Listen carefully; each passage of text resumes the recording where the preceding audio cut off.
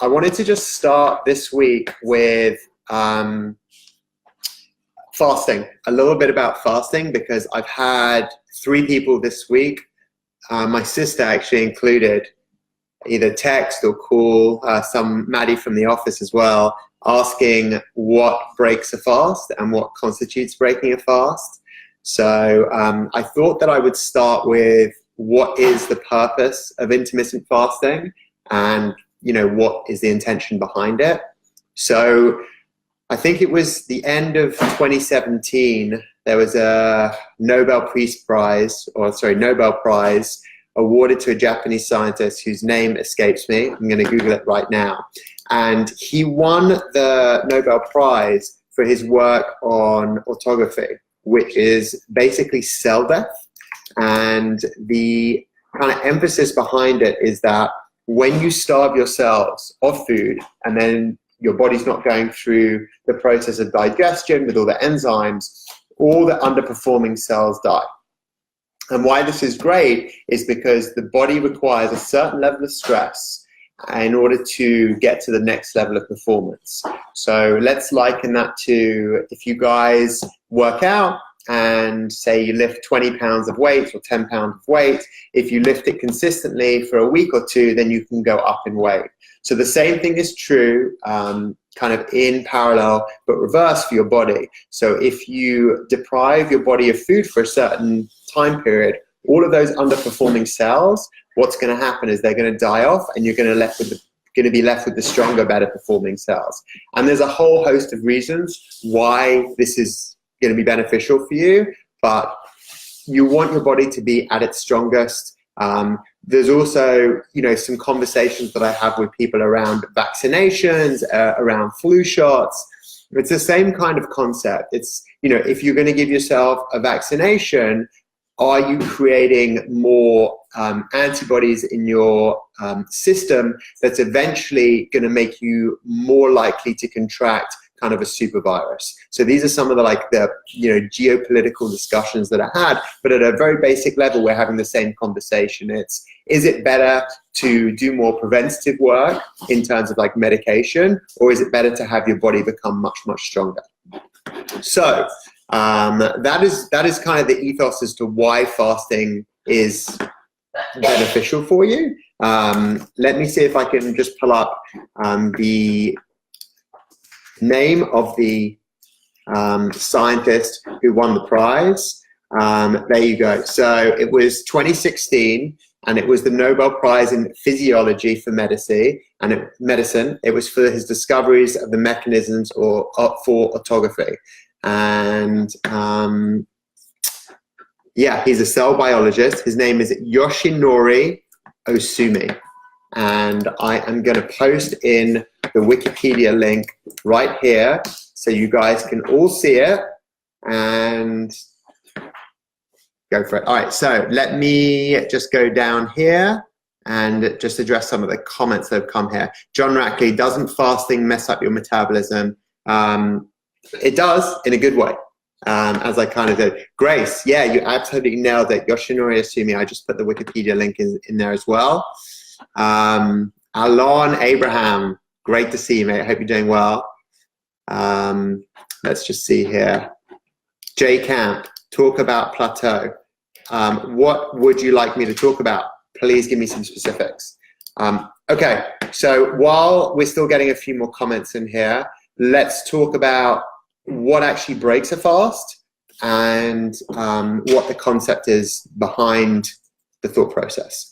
So the idea is that you're going to have 0 calories during a fast. So if you want to be super strict, that means water, potentially some electrolytes, but generally what I've become accustomed to, and in the friend group and community that I reside within, it is essentially keeping it between maximum 30 to 40 calories while you're doing the fast. So what does that mean? You're really not eating, and you're having very, very, very minimal non-water beverages. So let's talk about the obvious one, which is coffee. So many people don't believe it breaks a fast because what you're looking for is the trigger of a metabolic response. So let's just figure out what that means. If you're having coffee, are there calories? So essentially no, if you believe the nutrition facts, but let's just drill down into this kind of misnomer about kind of labeling and all the stuff that comes with that. So in coffee, 50% of coffee is actually carbohydrates in its raw form. And so traditionally what you've seen in labeling is that there's a lot of zeros on the nutritional facts. Now, if you go into somewhere like Whole Foods and you look at cold brew, they're starting to list the carbohydrate count. The calories are minimal, but the carbs are there. So the question is it going to break your fast? Is it going to help you get through that period of adjustment while you're fasting? And the answer for me is I like to use it. It doesn't tend to break my fast. It doesn't really affect my metabolism that much. It's not giving me a glucose response, and I'm not being knocked out of ketosis. So for me, I feel like I'm gonna keep doing it. I enjoy coffee. I cycle on and off it. I don't drink it during the weekends. So for me, it's not an issue. Melanie Anthroman, how to overcome a plateau. Okay, it's a very general question, but let me talk to some experience in the office here. Kate has been doing keto, I believe, since she joined us, which is probably about, I want to say like, she's maybe doing it 7 or 8 months, and she hit a couple of plateaus. And for me, it's all about metabolic flexibility, which is something that I talk about a lot with people that I'm coaching. And at any one time, I'm coaching between 20 and 30 people. And so I try and give them the guidance of how to really teach your body how to be adjustable.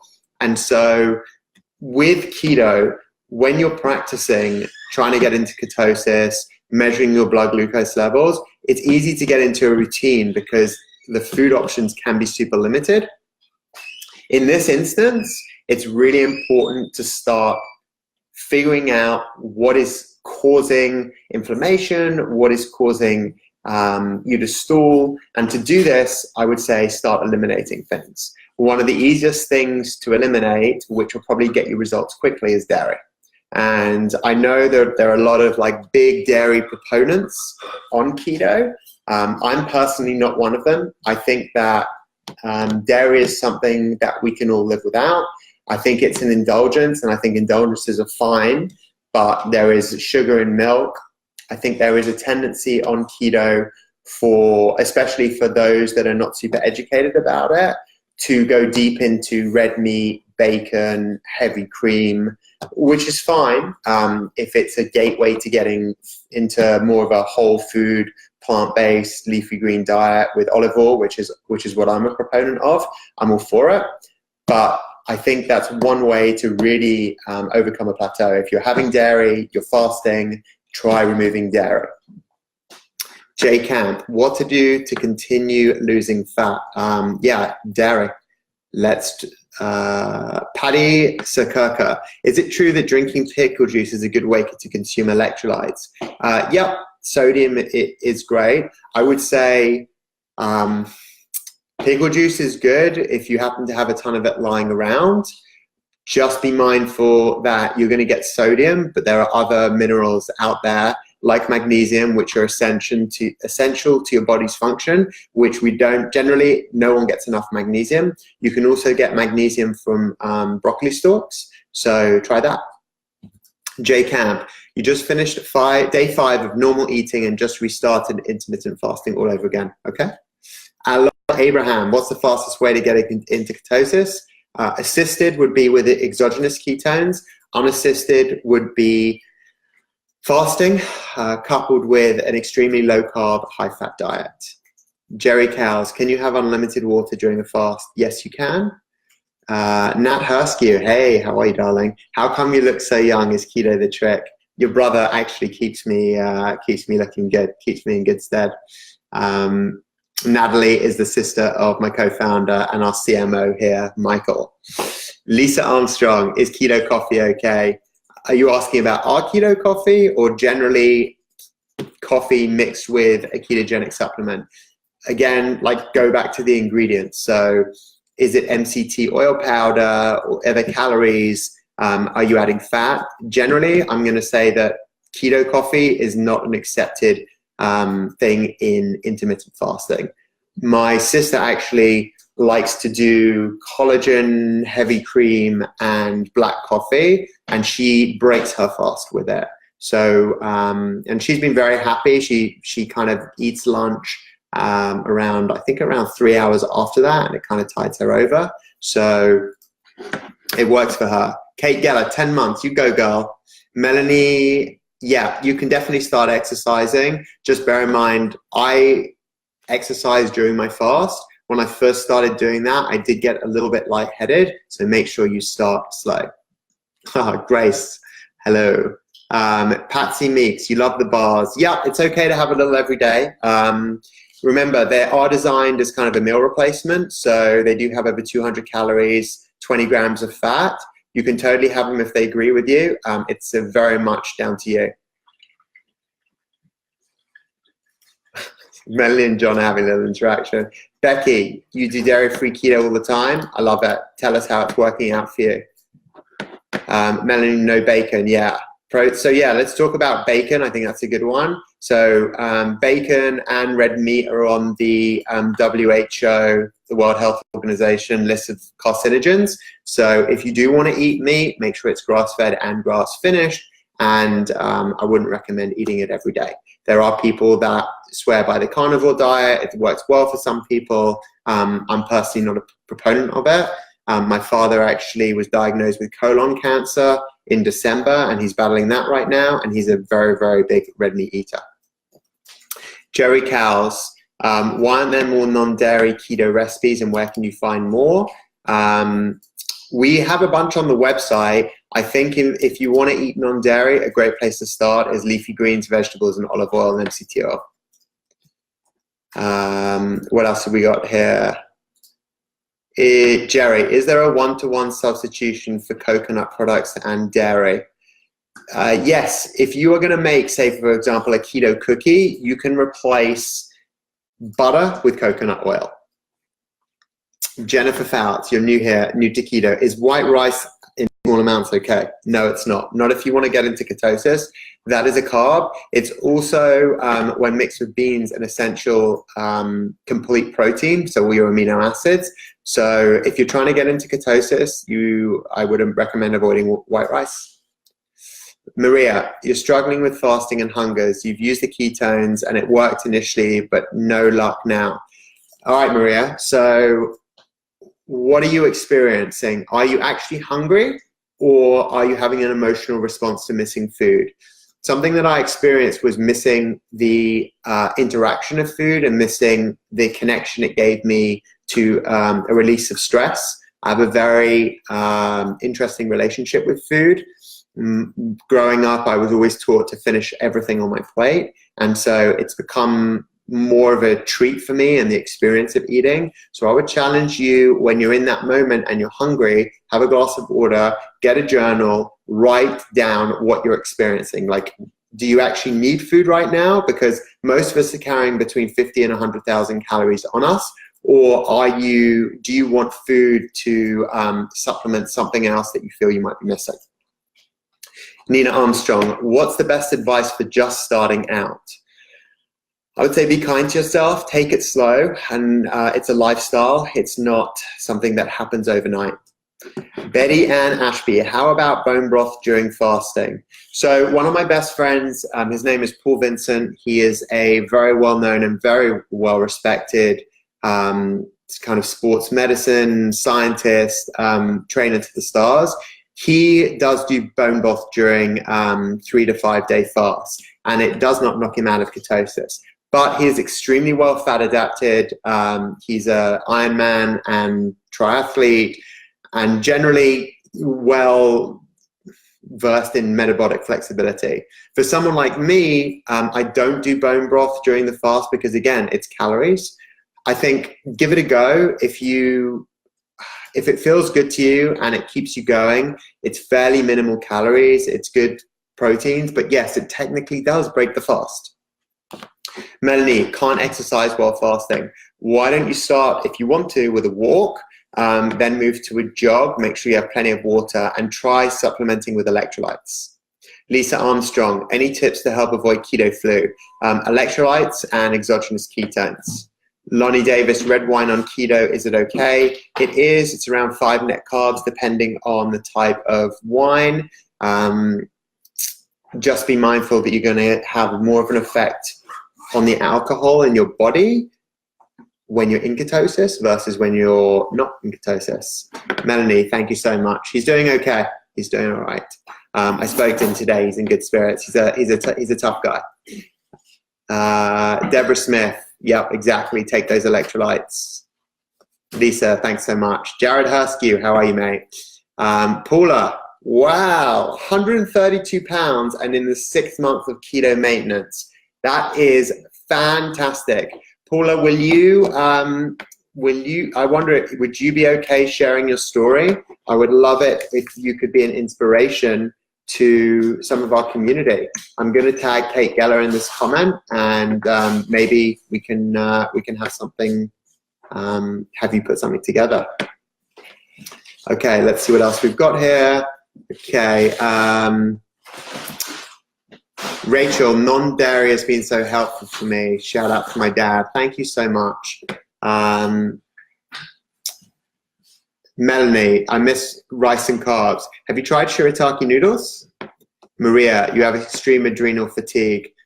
I hear you. I believe we have a blog post on that. If not, we will do one.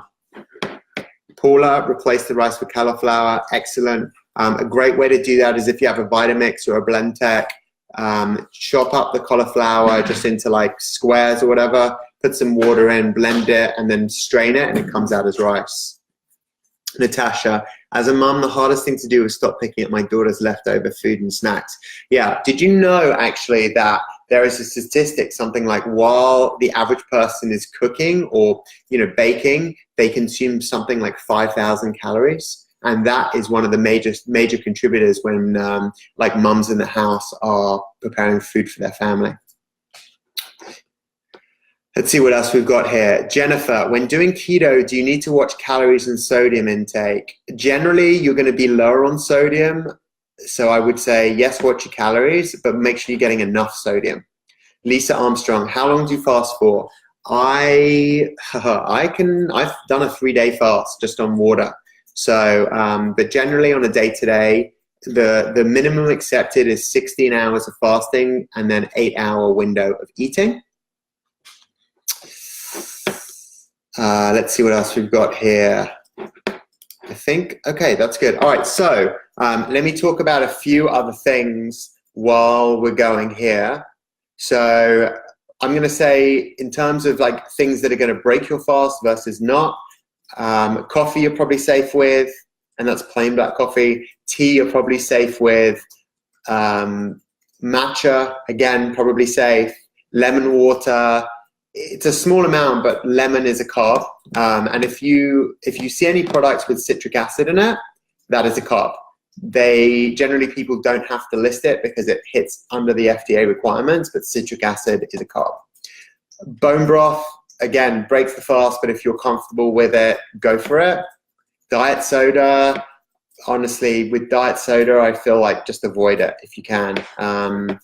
One thing I will point out, when you eat anything or drink anything that has natural flavors in it, just be mindful that you, ourselves included, we don't have to disclose what's in natural flavors per the FDA requirements, and neither do the flavor houses. So we have a list of banned ingredients that we make all of our vendors sign whenever they formulate a product with us.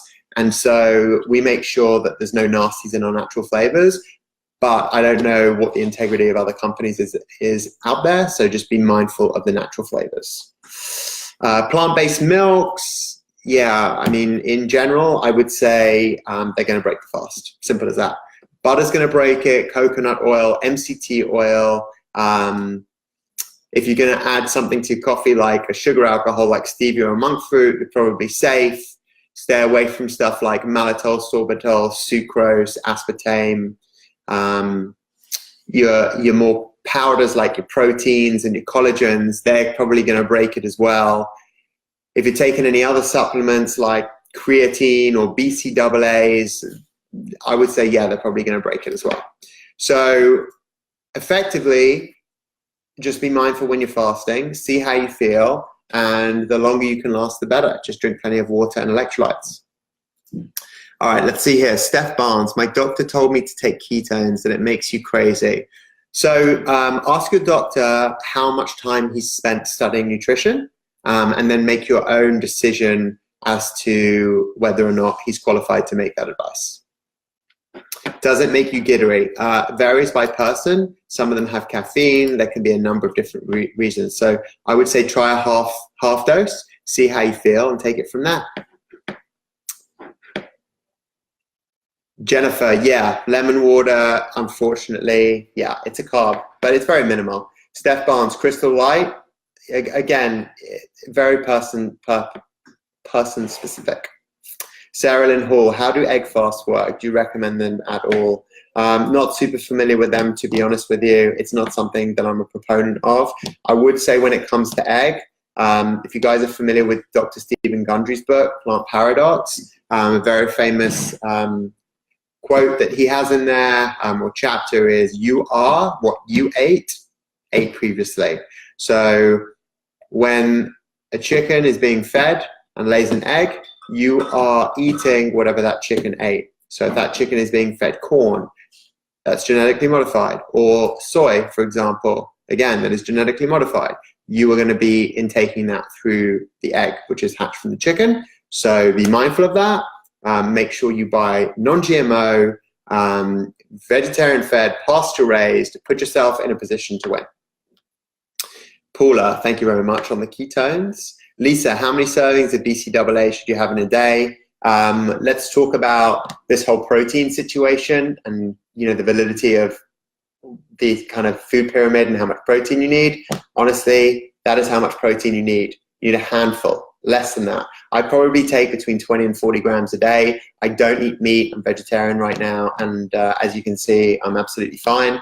So yeah, just try eating less and see how you feel. You're welcome, Steph Barnes. Michelle Grusbeck, can you talk about why we might want to use MCT oil? So we have an extensive number of articles about the benefits of MCT oil.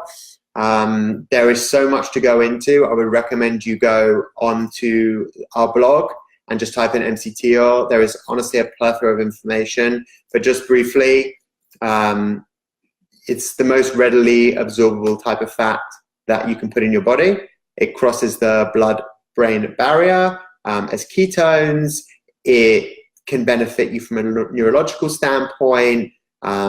It's a clean source of energy. There's just so many reasons why it's good for you. Just pick a high-grade quality product, whether it's ours or someone else's. Ideally, it should be in a glass bottle because it's a fatty acid. Guys, do you have any other questions? We're about 30 minutes into this Q&A. I'll take any questions that you guys have and happily answer, and then we can move into some trivia. Let me know if there's anything that I can answer for you guys, anything you want to know about the company, about where we're headed, anything specific. I'd be happy to answer any questions that you have, as long as it's within my my knowledge base and my experience. Jennifer, what about cheeses? So as far as fasting goes, yeah, it's going to take you out of the fast. The thing about cheese is that try and get grass-fed. You're going to be subject to casein in cheese. It's pasteurized. I would recommend trying to do a sheep's milk cheese or a goat's milk cheese and see how that affects you. Again, coming back to the whole thing in keto where people see the opportunity to kind of indulge in things that they normally would have been stricted traditionally on an American kind of standard carbohydrate-based diet. So the bacons, the cheese, the dairy, the eggs. Just be mindful of that. I personally don't eat much cheese. I pretty much just have it as a treat. Nina Armstrong, are you supposed to put MCT oil on everything you eat? So Nina, measuring your macros and understanding the ratios of the fats, proteins, and carbs is super important. So, I mean, you can put MCT oil on everything, but just bear in mind that if you have 1 tablespoon of MCT oil, it's 15 grams of fat. Remember that in terms of caloric intake, for every 1 gram of fat, you have 9 calories. With protein and carbs, for every 1 gram, you have 4 calories. So just be mindful of all of that. You can go to our website and do the keto calculator, and it will give you a recommended caloric intake, and then use some sort of fitness or calorie tracker for when you eat. Tina, position on apple cider vinegar in water. I'm pro ACV. I think it's good for you. I'm also pro lemon. I think it raises your alkalinity.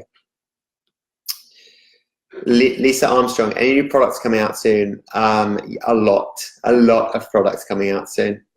Becky Crago, we started the business January 2017, so we're in our 3rd year right now, but we've been in business about 26 months. Callie Fender, any suggestions on things to mix with ketones, lemon, lime? So we flavor our ketones, so I wouldn't suggest you mix them with anything, to be honest with you. Just mix them and down them. Sarah Lynn Hall, yep, covered that one, 26 months. Becky, flavored powdered MCT oil. We do that. We have MCT oil powder in chocolate and birthday cake. More flavors on the way. Stephanie, not sure if you answered this or not. I've been wanting to add exogenous ketones. How do they differ? Honestly, they don't. It's just about the flavoring and making sure that you don't include anything from a carbohydrate standpoint that could counteract the ketones. So we buy our ketones. They're patented. All ketones are made, pretty much all of them are made in China. They're overseen at a top of the line facility. We flavor them here and blend them in the US. You can use ours or you can use someone else's. Just, I think the difference really to look at is the price you're going to pay for the amount of BHB per serving. Betty and Ashby, we do make an MCT oil capsule. Yep, it's cool. It's soft gel. Tina, is stevia in the ACV lemon water acceptable? You can. Again, just try and get your palate into more of a tart phase than a sweet phase. Grace, birthday cake MCT oil powder is your favorite. Thank you so much. I love that. Callie Fender, I wanted to try it, but scared to waste my money if I don't like it. We have a 60-day money-back guarantee on all of our products. You can return them for any reason. So if you want to give something a try, please feel free. All right, guys. We're about 30 minutes in, so unless there's anything else, I am going to move to the quiz, and we can do a bit of a giveaway because it's Friday afternoon. You guys have been working very hard, taking care of your families, putting yourself at the service of others, I'm sure, and it would be my pleasure to give away some gift cards to you. Let's see. Maria, how much BHB per tablespoon? No idea. Ours is 11.7 grams per serving. I don't know what it is per tablespoon, but 11.7 is kind of the agreed dosage amongst my peer group of keto companies. And so there is one company out there that does 6 grams and 5 grams, and they charge more than we do. So just be mindful of what you're actually paying for. Lisa Armstrong, how many servings of ketones do you need a day? One is plenty. Absolutely plenty. All right, guys. Any more questions? Can I be of service to you in any other way? I must say I'm a little tired today, a little lower energy than usual. This week I left on Sunday morning at 7 a.m. I flew to the East Coast. I had 2 full days of meeting with different retail partners. I then flew to another retail partner. It was like a 7-hour journey with a connection. Had a full day of meetings there, and then I did another 7-hour flight back to LA. So I'm pretty pooped. I'm looking forward to the weekend and just kind of having a bit of an indulgence and relaxing. So if you guys have any more questions, let me know. I'll hang on for another minute or two, and I'm going to start preparing all the trivia questions for you guys. Let me know.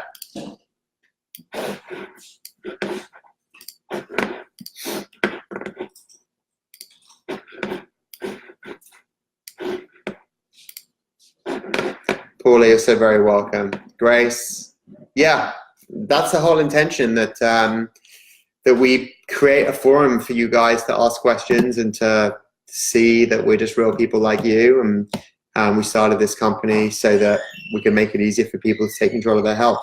I'm learning new things every day. I take a lot of advice and guidance from a lot of people who are a lot more knowledgeable than I am. And so I want to be able to share that with you. I hope this has been useful. If you guys have feedback, I would love to hear it. Dora, thank you so much. We worked so hard. Chocolate is a really, really hard thing to do. I'm so glad you like them.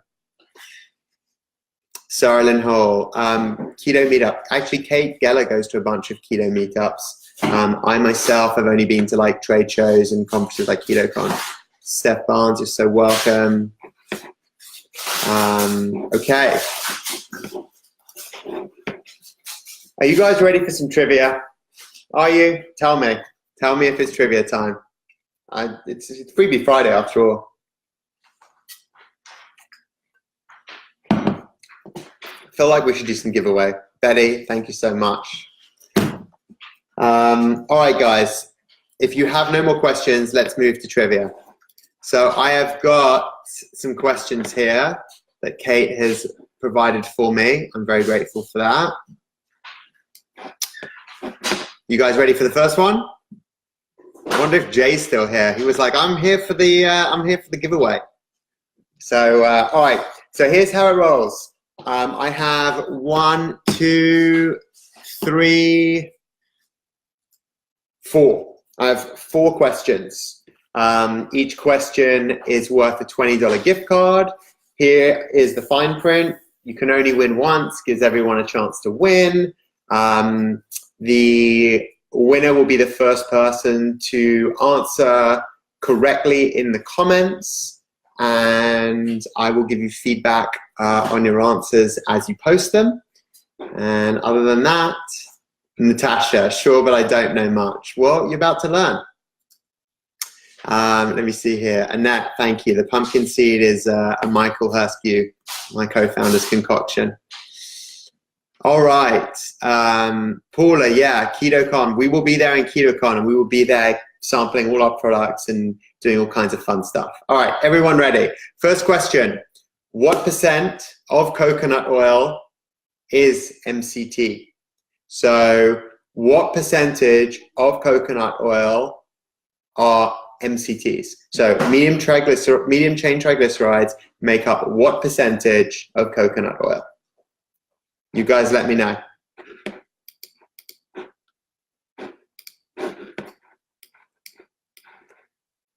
I'm going to post the question in the comments also. You guys can see. All right, lots of different answers here. Ooh. Lots of answers here. Jennifer, 3% no. Tina Livingston Burnley, no, 8% no. Wow, we've got a real range here. Grace, 62%, 80%, 65, no. 60. Tina, 10%. Betty Ann Ashby, 90%.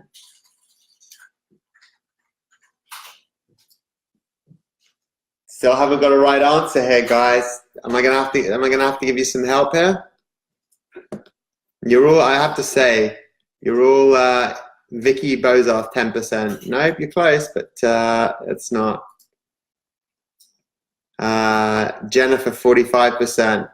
So guys, consider this. When you take a coconut, it's round, it has to be fractionated. And if you look at the cost of coconut oil versus MCT oil, it's quite significant because there's 28 carbon chains in a coconut, And the 6th to the 10th chain are the medium chain triglycerides. So just think about it from that perspective. The other ones are considered more longer chain. So it's a smaller percent. I think we have a winner here. It is 15%. And I believe the first person here was Melissa Brenneman McDonald.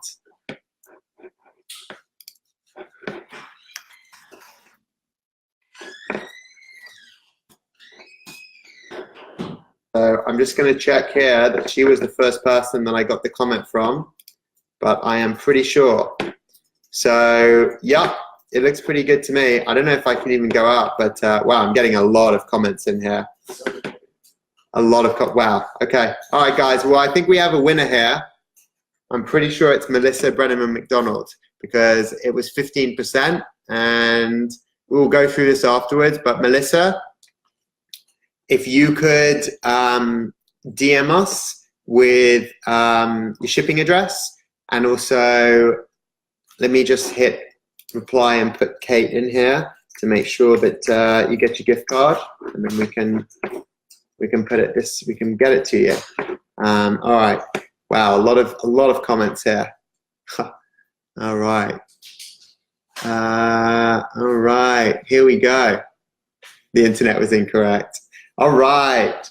So, yeah, Melissa, well done. So, next question. Hopefully you guys are ready. Here we go. What is fat's primary destination in the body? So, when you guys eat, fat, where's the first place it goes? Looking for some answers.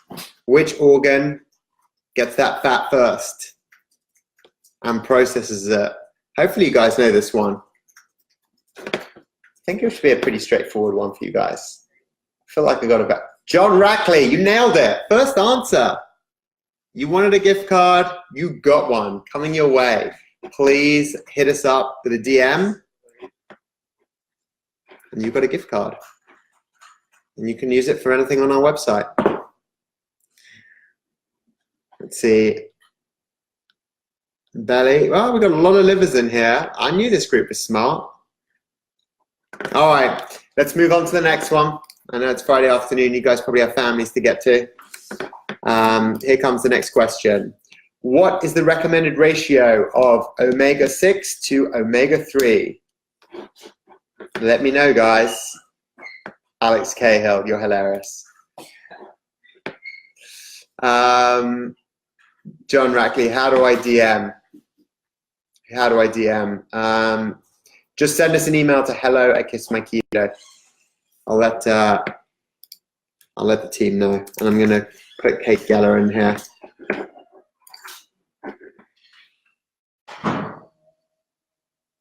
All right. Callie Fender, 4-1. Was that the first answer? I actually nailed it. Wow. Yes, that's 100% right. Callie Fender, you absolutely nailed it. I'm tagging Kate Geller, and you're getting a gift card for $20. We're good to go here.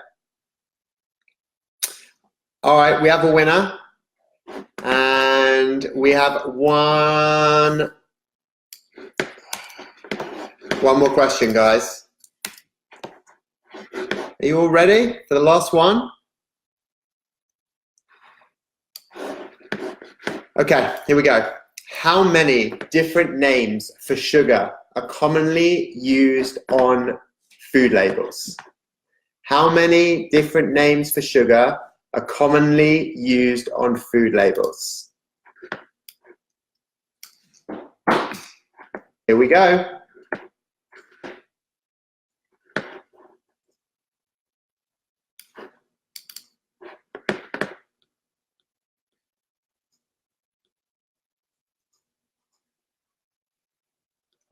You know what, Grace, I'm giving you this one because the answer's 60. You were close enough. So, Grace, you're taking this one home.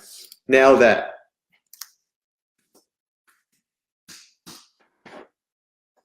All right, guys, you absolutely nailed it. Grace is on fire here. Love it. All right, so that is the 4 gift cards for today.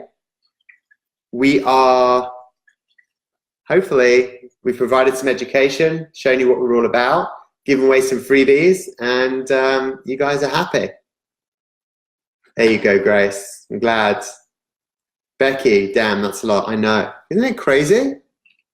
Absolutely insane. Just remember, sugar's super cheap, guys, because it's really addictive. More addictive than cocaine from the studies that I've run. Way to go. Grace, oh, you're very sweet. Thanks so much. John Rackley, still trying to figure out how to DM. Just email hello@kissmyketo. Callie Fender, oh, I'm glad you enjoyed it. Lisa, thank you. Grace, quickly becoming my favorite keto company. Thank you so much. All right, guys, do you have any other questions? Can I help you with anything? Otherwise, I am going to sign off for this evening, finish up for the day, and go and enjoy my weekend, or some of it anyway. Do you guys have any more questions? Otherwise, we'll call this one for today, and we'll be back next Friday, same time, same place, and more questions, trivia, maybe some news, maybe we can get your feedback on a few things, but we can leave it there. To Tina, what's DM? It's when you message us. But you can, again, email us at hello@kissmyketo.com if you want, and let us know. We can look at these comments and make sure we get gift cards to everybody. I tagged Kate, who runs our digital marketing, to make sure everyone gets taken care of. And yeah, just bear with us. We're still kind of figuring out all the logistics of how this will work. We're going to have some cool guests on here that are far more knowledgeable than I am and much better speakers. So yeah, we'd continue to evolve this. Tell your friends about it. Tina, what was the question everyone was answering 3 to 1? The answer was actually 4 to 1, and that's the recommended ratio of omega-6 to omega-3. Tina Livingston, how to find the list of sugar names? Google them. All right, guys, I'm going to call it for today. Thank you so much for being part of this. See you same time, same place next week. Have a great weekend.